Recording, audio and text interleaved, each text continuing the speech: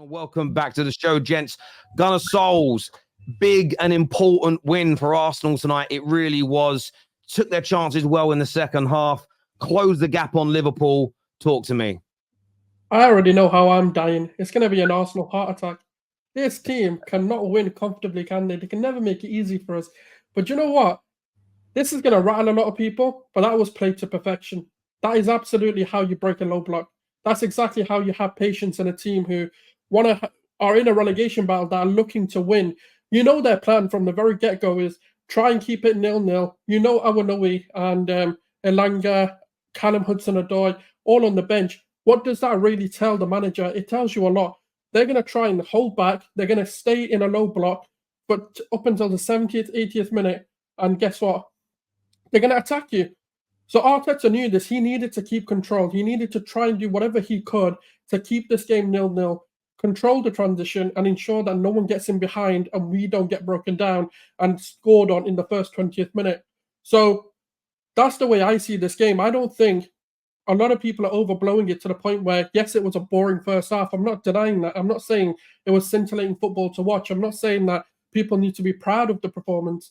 But this is what we need to see against teams that we know we struggle against, that teams that we know that we have a hard time beating, because we haven't beaten Nottingham Forest in, what is it now, 4 to 5 seasons? I think the last time we beat them was under Wenger, and the game ended 4-3. So clearly there's something in them that we still haven't been able to get over. Beat them 2-1. We took our chances when we needed to. We made the right substitutions. I don't really think there's a lot other than the goal conceded was a bit weak, in my opinion. I don't think we should have conceded that goal. Saliba should have done way better for the quality he is. I think Gabriel had a few shaky moments this game, but this is what we needed to do. We needed the win at all costs. Even if we beat them 1-0 in the 90th minute, I don't really care, because now it sets us up for the Liverpool game. If we didn't win today, this whole season might have been over, because that Liverpool game just becomes a lot harder. We're 8 points behind. We're struggling to actually catch up to them. And if we lose that game, we're 11 points behind. So it sets us up to at least close the deficit down to 2 points if we manage to beat them. I can't complain. I think it was fine the way we played. Yeah. Studio Hooks, do you agree with that yourself? Yeah, man, wholeheartedly, man. I think Arsenal had a great game. You know, don't get me wrong, the last 5 minutes was a bit mad. We conceded some foolish FIFA ping pong goal, but outside of that, we dominated the whole game, man. Lumberjack football, man. We just kept chipping away at that tree, and we finally got the goal that we needed. It's just unfortunate that, like at least maybe 16 teams in the league like to play low block against us. Like, I just really want teams to play with freedom, man. If we just had teams playing with freedom, then, you know, we would see the Arsenal of last season, but people saw the Arsenal of last season, and now they don't want to give us freedom. So, do you know what I mean? And also, big up Jesus. Big him up, man, because he had an amazing game. I can't even lie. He had an amazing game. Like, some of the touches, some of the runs. It's unfortunate about that shot that hit the post.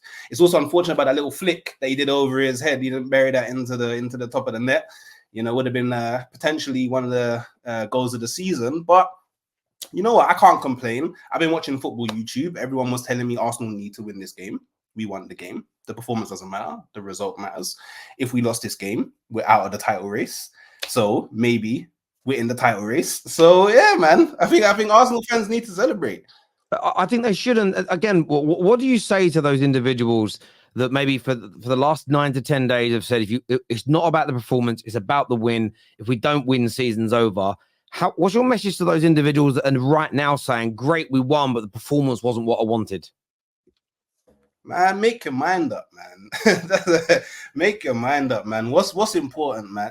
Look, at the end of the day, I'm an Arsenal fan. I know people always got something to say about Arsenal, whether it's, you know, rival fans or the angry Arsenal alliance. Someone's always going to say something. So, you know, I just got to sit back, let Arteta do what he's doing, let my boys do what they're doing, and, you know, just steady on climbing, man. At least this season, if we don't win it, no one can say to me, 93% at the top. You know, we're the underdog. Man. We're the underdog, man. So, you know, let us just do our thing and we see what happens, man. We see what happens. I hear you there, my bro. Matt, from your perspective, mate, were you impressed with Arsenal tonight? There's some Arsenal fans in the chat that still feel their comments come across to me like they're underwhelmed. How do you personally see it? Well, I just want to agree with Souls, to be honest. I know we have our disagreements in the group chat, but I got to agree with you. I think the game planned out perfectly in terms of a low block. I think first half was pretty boring. We had like 90% or 95% possession, and we did nothing with it. Like we couldn't do anything with it, which is the most frustrating part, I think, for Arsenal fans. And then in the second half, Jesus turned into a different monster. Jesus just completely switched on, just like that. He scored that goal from a very close angle, and then he set up Saka for a lovely goal. So I can't really complain too much about the second half. I feel like that went quite well. I was a bit annoyed right at the end, though. We kind of got a bit complacent. Saliba was quite poor in terms of conceding that goal. I think he needs to do a lot better there, like in terms of the quality he has, and what we pretty much the know him as. Yeah, can't complain. 3 points, second place, on to Liverpool, on to the next.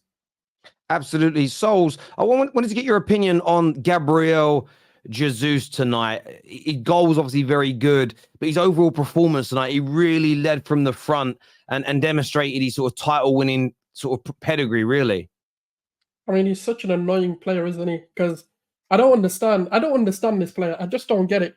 Why does he make the hardest things look easy and the easiest things look hard? Like, this guy will miss an open net, but then score a 40-yard banger. Like, this guy makes no sense as a striker at all. That goal, out of all the chances he had the least rights to go in. That should not have been the goal that he scored. It should have been the one where Odegaard played him through and he hit the post. That should have been the goal. But that's the one he misses. And that's why I think it's very difficult to really talk about Gabriel Jesus as a whole and whether he has got the ability to win us the league, because everything about his game is what we need, but just that clinical edge, just to take that half a chance, when that opportunity falls to him, we need him to be able to take it, because there's games where we may not be able to create like 3, 4, 5 chances that we did manage to create him today, especially in a low block. In a low block situation, it's very difficult to give him this many opportunities again. And that's where I think people's frustrations come from.